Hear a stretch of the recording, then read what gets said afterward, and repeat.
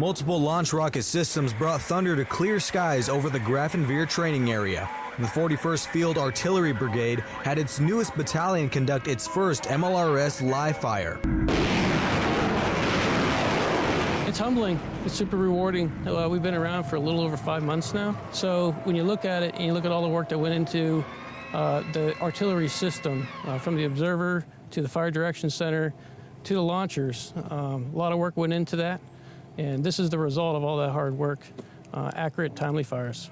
This training is to prepare the 177th Field Artillery Regiment for a larger mission to come. Our follow-on mission is African Lion 21, occurring in June in Morocco. I get to go to a new place I've never been before. I'm very excited, my crew's excited. We can't wait to get out and accomplish and execute our mission. I'm Specialist James Alegria, GRAFENWOHR, Germany.